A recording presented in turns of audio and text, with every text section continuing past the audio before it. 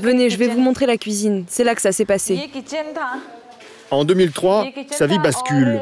Le jour où l'homme dont elle refuse les avances décide de la punir en la brûlant à l'acide. J'ai pris un verre ici et ensuite je me suis retournée pour le remplir à cette bouteille.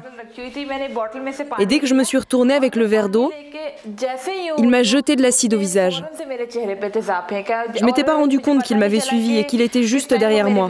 Quelques minutes avant, il m'avait demandé de venir avec lui, mais j'avais refusé.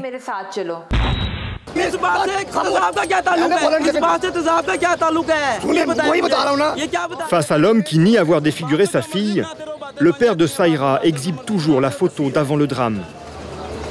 Regardez la photo de ma fille avant qu'elle soit brûlée. Enlève ton niqab. C'est cet homme cruel qui l'a aspergé d'acide. Il lui en a mis partout, sur son visage, sur ses bras, sur ses jambes et même sur sa poitrine. Pour sa défense, l'homme affirme sans complexe que c'est Saïra qui s'est elle-même aspergée d'acide. Je ne sais pas pourquoi elle ne voulait pas se marier avec moi. Mais en tout cas, c'est pour ça qu'elle a essayé de se suicider en s'aspergeant elle-même. Menteur! T'as toujours reconnu que tu avais jeté de l'acide sur moi. T'as avoué. Tu racontes des histoires pour sortir de prison.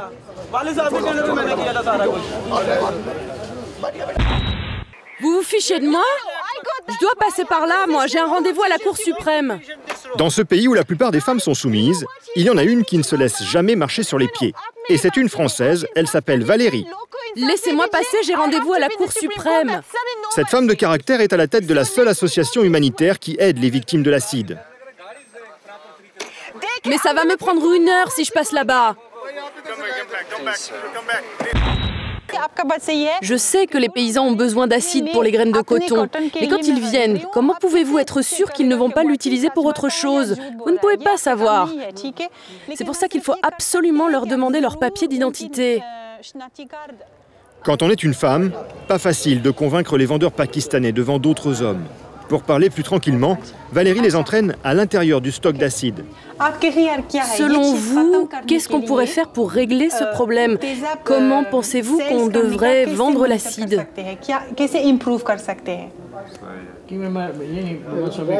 L'acide ne devrait être vendu qu'aux personnes que l'on connaît, aux gens du village et à personne d'autre.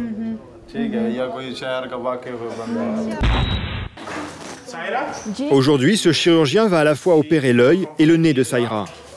Une intervention délicate. Il préfère prévenir sa patiente.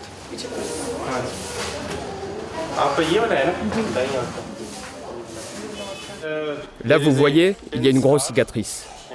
Il faut reconstruire la narine, mais franchement, c'est très difficile.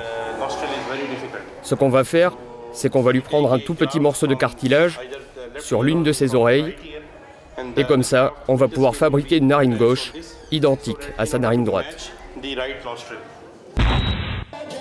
Ce soir, c'est la première fois qu'elle dévoile son visage en public depuis son agression il y a 6 ans. Au premier rang, Valérie regarde ses protégés.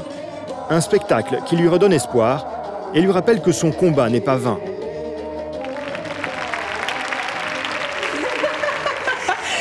Ça va? Vous n'aviez pas trop le trac? Si, j'étais un peu timide parce que c'était la première fois. Bravo les filles, je suis vraiment fière de vous. Ah, je t'ai mis du rouge à lèvres.